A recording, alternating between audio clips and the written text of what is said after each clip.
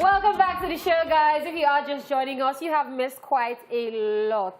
But not to worry, our second guest today is here. He is a Nigerian-American singer-songwriter and instrumentalist whose music style has been described as eclectic because of how he can blend Afrofusion, R&B with other elements of several genres. Ladies and gentlemen, boys and girls, we have E Major in the building. Yeah. Thank you. Thank you. Amazing having you here. Thank you. Well, let me first start with why the name E Major?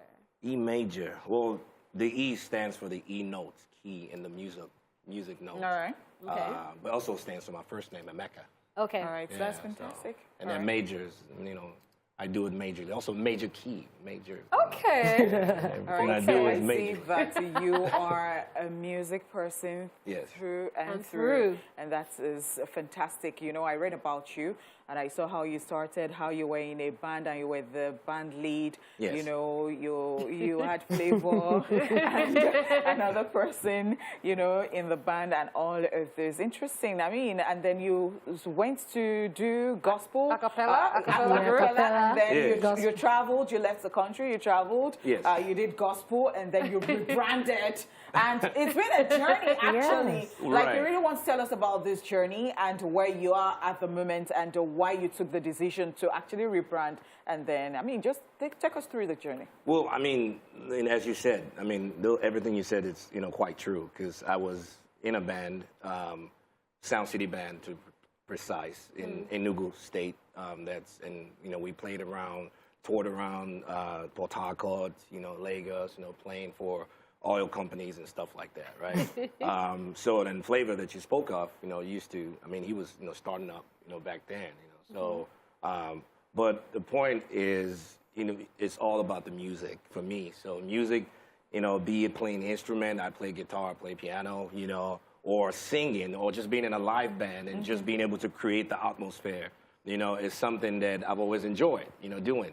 So it wasn't difficult for me to rebrand myself, because if it has to do with music, well, I'm there. I want to do it. So that's pretty much it. So with the gospel, again, I feel like it's God's gift, right? That's given to me. So I give it back. I was singing in churches, I led the choirs and did all that, right?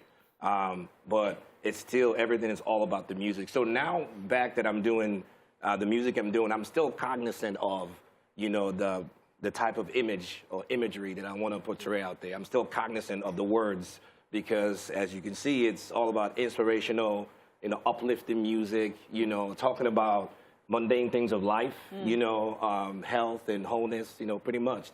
So I'm staying in that arena. I want to be talking about that. All right, so from your single Inema, yes, the first one you dropped after the whole rebranding and everything, I see you spoke about women and everything. What inspired it? The inspiration was my mom. Just trying to depict, and also the women in general, because I feel like it's not being talked about. We're living in a man's world, as we all know, and we've come a long way to where we are today, with everything else that's been going on. But it's been a long time. It should have been, it should have been before now. That's what I'm saying, right? Yeah. But yet, we still have a lot more ways to go, right? So I felt the need to pen that down, because my mom, I watched it firsthand, what she did and how she, multitasking, did all that I enumerated in the song, right?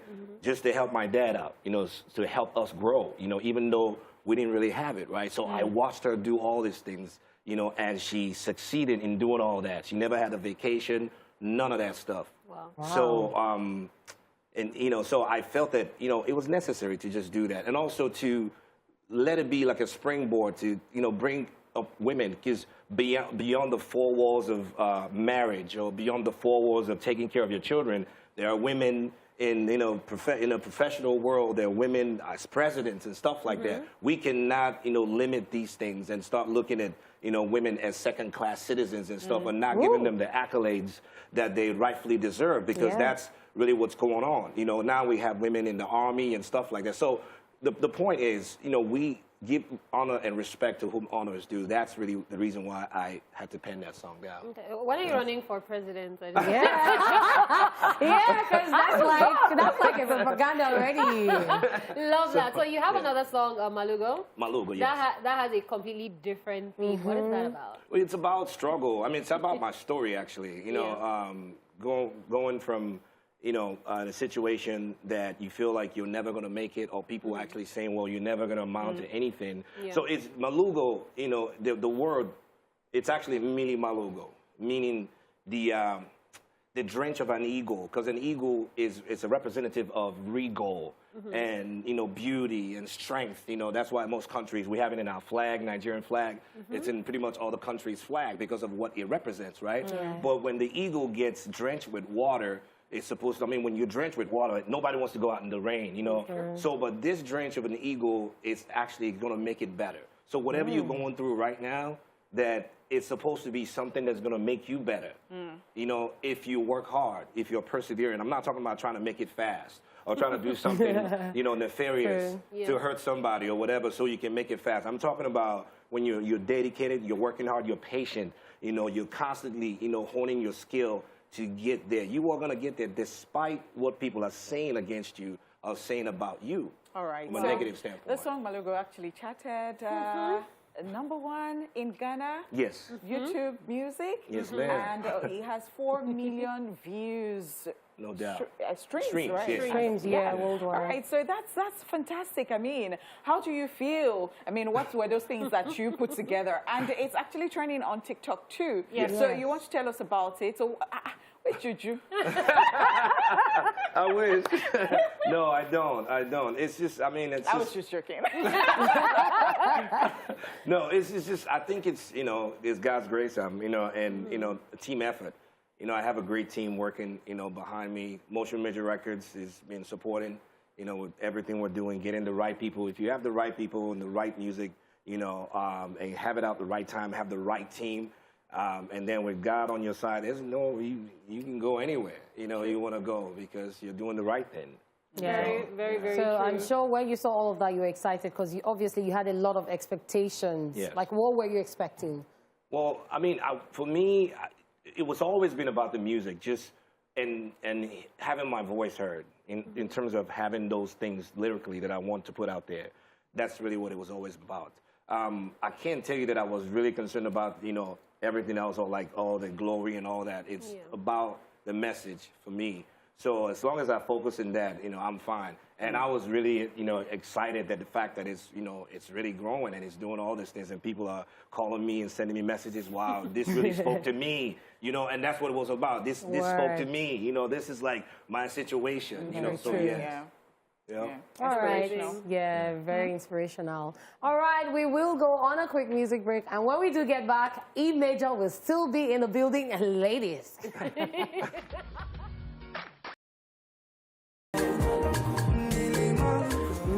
Malugo. I think in the life I think before I was Hey, welcome back, people. We still have E Major right here in the building. Yeah. So we just checked out his video. Yes. Absolutely love that. So I love songs that make me want to learn a different language. Very true. Let me say that, because half the time you're not even sure what the person is saying, but I'm like, the melody is good, the lyrics are good, and everything just works. What was it like putting together that video? Oh, it was incredible, incredible. The director, Dindo, was phenomenal. Yeah. And his whole team and all the cast, you know, were great. Ugezu, Jay Ugezu, and by the way, incredible man, you know, kind. CC, you know, Uti. Yeah. Was there. These guys were great, you know. And then White Money as well. The White Money. Yeah. So can't forget him. He'll kill me for that. So, anyways, but you know, it was great. You know, putting it together. Everyone pretty much did what they were supposed to do, and you know, it was a good harmony relationship, just like the music, putting together different melodies and harmonies. So yeah, we did it. Let's talk about Enugu. Yeah, let's talk about it. W04. All right, so I see that all of you artists from Enugu, you're always very, you know, proud. Yes. And then you talk about it, and then you want to go back home and give this, you know, so that they can see that, you know, people from Enugu are doing great things and they can sing and all that. So I really like that thing that is going on. I mean, and then when you put together the songs and you have all the cultures, Igbo dressing and all of this in it. Fantastic. Well done. All right. So tell us about, you know, cashing out now, making money, especially when... because I see that this is very lucrative and people there don't even suffer. Even when they decide not to come to Lagos, like we know them. Yes. And, you know, there are these brands that, you know, they just focus on, you know, the States and, you know, they have certain drinks that, you know, they like down there and all that. So tell me, how has that been profitable for you as an artist, as a musician, as, you know, an entertainer? How do you, I mean, look at, it was just December yesterday, and people made a lot of money, and they rested the whole of January. So they are just coming out for interview in February. I don't know. I mean, I'm still trying to figure out how they do it, honestly. To be honest with you, you know, because, you know, it is, I guess all I can say, it is, it's innate, you know, with the people from Enugu, you know, Coast City, we kind of just vibe that way. You know, I don't think it's something that we all kind of talked about, like say, hey, this is how we're going to do it. This is how we're going to represent, you know, across the globe and stuff like that. I think it's just, you know, growing up and everyone having similar upbringing, you know, with that. You know, that's really what kind of makes it. You know, we all watched the same TV shows. We all grew up, you know, with the same issues. We all went to the village, you know, during Christmas and stuff like that. We all have those relations and stuff. So I really think that's really what it is, really, at the end of the day. And we're proud of it, you know. And I think everyone should be proud of where they're from. Yeah. Yes, we are. We all are. Yeah. No doubt. Okay, so you have an EP, you have an album. Yes. And what next? What else are we expecting from E Major? Well, I do have the EP. The album is not yet because we have singles and collaborations that are coming up. Currently going to be working with Mastercraft. So yeah, that's one of the reasons why, you know, I'm here. So we're doing that, and then subsequently collaborations. We don't even know who it's going to be yet, but there's a lot of people, men and women. Man, if you ask me, Davido, man, David's my guy. You know, so anytime, you know, I'm hoping to do something with him. You know. But there's a lot of, you know, men and women, you know, that I respect and admire in the music industry that I would like to work with, you know. So it all depends on the, you know, Motion Major Records. Once the songs, you know, come out, you know, they're going to check out and see, you know, who do they think, who's best fit for this. You know, and that's what we're going to do. So, yeah. I love that. Okay, so you said working with Mastercraft, that's why you're here. So people are going to be thinking, oh, my God, he's probably not around. Just breeze in, breeze out. How are you balancing not being here and being here? Oh. Well, that's a good question. I mean, I'm here, I mean, all the time. It's just that, you know, I'm also, you know, an American, so I constantly shuffle back and forth, you know. Okay. So I, you know, But you're ready to put in the flight hours, like... Oh, most definitely. I'm only a flight away, but I'm usually here, you know, for half of the year, you know, so that's pretty much it. Like, you know, pretty much every other Nigerian that have the ability to do that, you know, just travel out or whatever and spend 2-3 months or whatever and then still get back here and do their thing. So, you know, I'm just doing mine on a, you know, a different level. So, yeah. All right, let's talk about how, you know, Nigerians have put us on the map. No doubt. You know, on the world's map. No doubt. And we're doing fantastically well. Yes, sure. Tell me how you feel about that. And, you know, how do you see yourself getting into this too? You know, because people are submitting their works to Grammy. Right. They are, you know, they're just showcasing their talent and eyes are opening. That's people right. are taking certain routes that they did not even know about before. That's right. That's right. You know what? I feel I'm very encouraged by that.